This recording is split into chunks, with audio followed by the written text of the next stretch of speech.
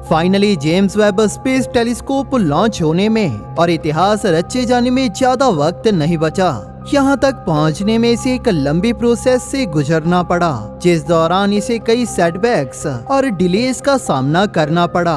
और अब finally James Webb space telescope का वो समय आ गया है जब फाइनली ये जेम्स वेब स्पेस टेलीस्कोप अपने मिशन को शुरू करते हुए स्पेस एक्सप्लोरेशन के गोल्डन चैप्टर को शुरू कर सकता है।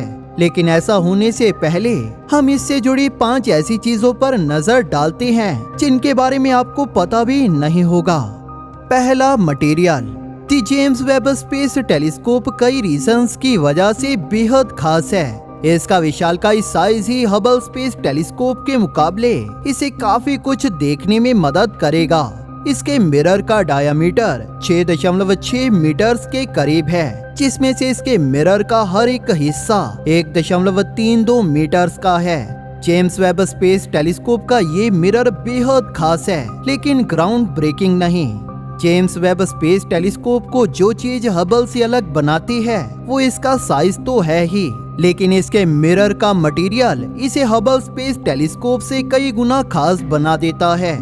जेम्स वेब स्पेस टेलीस्कोप के ये मिरर्स बेरिलियम से बने हैं, जहां की हबल के मिरर्स एल्यूमिनियम से बने थे। बेरिलियम एक लाइट यानी हल्की मेटल है और इसके कई ऐसे फीचर्स है जो इसे जेम्स वेब स्पेस टेलीस्कोप के प्राइमरी मिरर के लिए खास बना देते हैं। खास तौर पर ये बेरिलियम अपने वेट के कंपैरिजन में काफी ज्यादा स्ट्रॉन्ग रहता है और ये अपनी शेप को टेम्परेचर की एक वाइड रेंज में भी होल्ड कर सकता है। ये बेरिलियम हीट और इलेक्ट्रिसिटी का एक बेहतरीन कंडक्टर है और यह मैग्नेटिक भी नहीं है। यह इसे 2 चीजें हासिल करने में मदद करता है। पहला, ये ठंडा रहते हुए हीट को कंडक्ट नहीं करता। जेम्स वेब स्पेस टेलीस्कोप का मेन फोकस इंफ्रारेड या रेड इंफ्रारेड लाइट में होने की वजह से इसके मिरर या इंस्ट्रूमेंट्स द्वारा छोड़ी गई थोड़ी से थोड़ी हीट भी इसकी फाइंडिंग्स के साथ इंटरफेयर कर सकती है। दूसरा, इसके मिरर अलग अलग टेम्परेचर्स पर भी अपनी शेप को मेंटेन कर पाएंगे। आप में से ज्यादातर लोग नहीं जानते कि हबल स्पेस टेलीस्कोप पहले एक फेलियर था, क्योंकि इसके मिरर्स के निर्माण के वक्त थोड़ी सी मिसकैलिब्रेशन की वजह से ये मिरर पूरी तरह से एक जैसे नहीं बन पाए थे। स्पेस में जाने पर वहाँ के टेम्परेचर के कम होने की वजह से वो मिरर वार्प हो गए, जिसे उस वक्त ड्रामेटिकली रिपेयर करने की जरूरत पड़ी और एस्ट्रोनॉट्स को भेजकर उन्हें रिपेयर किया गया था। लेकिन हबल के उलट जेम्स वेब स्पेस टेलीस्कोप के मिरर्स अपनी शेप को बनाए रखने के काबिल होंगे। Number 2, there are no second chances. अगर आप सोचती हैं कि एक रॉकेट को उड़ाना बेहद स्ट्रेस वाला काम है, तो इमेजिन कीजिए कि एक 9.7 बिलियन डॉलर्स का स्पेस टेलीस्कोप इसके ऊपर अटैच करने का।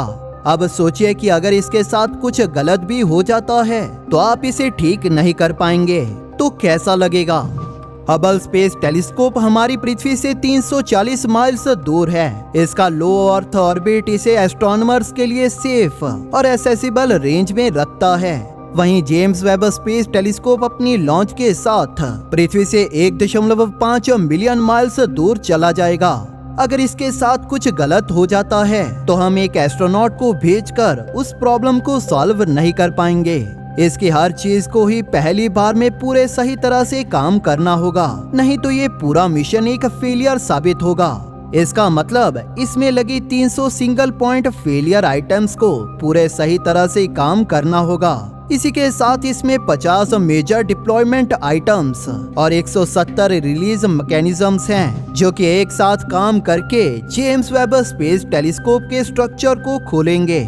अगर इसके लॉन्च के वक्त एक भी चीज फेल या ब्रेक होती है तो हमारे पास उसे ठीक करने का कोई भी तरीका नहीं होगा। इसे लेकर हम कुछ भी नहीं कर पाएंगे। अगर हम किसी प्रॉब्लम को डिटेक्ट कर पाने में इस मिशन के शुरुआती समय में भी कामयाब रहते हैं तो भी जेम्स वेब स्पेस टेलीस्कोप हमारे द्वारा फिक्स किए जाने के लिए बेहद तेज रफ्तार पर आगे बढ़ रहा होगा।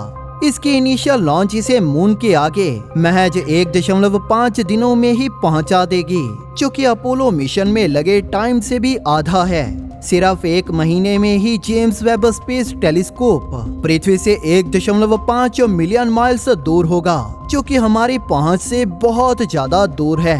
Number 3 potential. ये जेम्स वेब स्पेस टेलीस्कोप एक मधुमक्खी के हीट सिग्नेचर को चांद जितनी दूरी से देख पाएगा। इस टेलीस्कोप की अंतरिक्ष में दूर तक देखने की क्षमता किसी भी पुराने स्पेस टेलीस्कोप से कहीं ज्यादा होगी। सोचिए कि आप पृथ्वी से 65 मिलियन लाइट ईयर्स दूर हैं, तो वहां से जेम्स वेब स्पेस टेलीस्कोप की मदद से आप पृथ्वी पे रह रहे डायनासोर्स को इजीली ऑब्जर्व कर पाएंगे।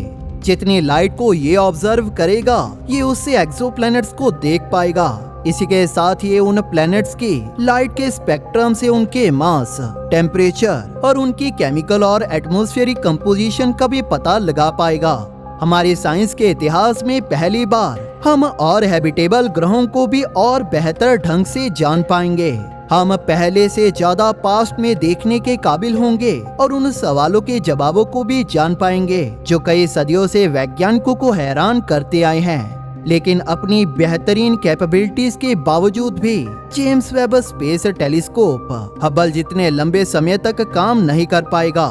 हबल स्पेस टेलीस्कोप की सबसे बड़ी कमी इसकी खासियत भी है। हबल स्पेस टेलीस्कोप के पृथ्वी के करीब होने की वजह से इसे इजीली मेंटेन किया जा सकता है, लेकिन वहीं जेम्स वेब स्पेस टेलीस्कोप की वो दूरी हमारे लिए बहुत ज्यादा होगी। जेम्स वेब स्पेस टेलीस्कोप को कम से कम 5 सालों तक काम करने के लिए बनाया गया है, लेकिन गोल इसे 10 या इससे भी ज्यादा सालों तक फुल्ली फंक्शनिंग रखने का है। जब इसका फ्यूल खत्म हो जाएगा तो यह हमारी कमांड्स को फॉलो नहीं कर पाएगा, जिसके साथ ही इसके मिशन का भी अंत हो जाएगा।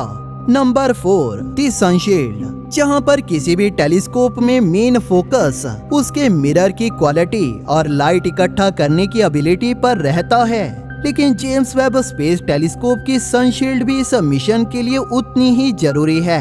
इसका प्राइमरी पर्पस इस टेलीस्कोप को ठंडा रखना है और इस तक पृथ्वी, सूर्य और चांद से आने वाली किसी तरह की भी रोशनी और हीट से इसे बचाना है। 20 मीटर में फैली पॉलीमिड फिल्म से बनी पतंग के आकार की इस सनशील्ड की 5 लेयर्स इस टेलीस्कोप को 50 केल्विन तक ठंडा होने में मदद करेंगे, जिसके लिए ये इस तक पहुंचने वाली हीट को अंतरिक्ष में रिफ्लेक्ट कर देंगे। आप सोच सकते हैं कि 5 लेयर से क्यों, एक मोटी लेयर से भी काम चल सकता था। पतंग के आकार की इस सनशील्ड की हर लेयर अपने से नीचे वाली लेयर से काफी ज्यादा ठंडी है। अगर यहाँ एक शीट का इस्तेमाल किया जाता तो हीट के इससे निकलकर टेलीस्कोप तक पहुँचने के चांसेस काफी ज्यादा रहते, जिस वजह से नासा ने 5 लेयर्स का इस्तेमाल किया। Number 5 open to public.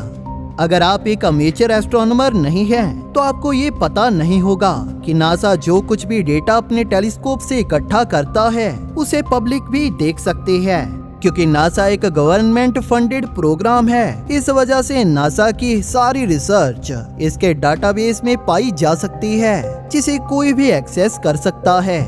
NASA की सभी इमेजेस, अलग अलग टेलीस्कोप के डेटा चार्ट्स और नासा द्वारा मून, मार्स और यहाँ तक कि एस्ट्रॉइड्स पर भेजे गए मिशंस का भी डेटा आपको नासा की वेबसाइट पे मिल जाएगा।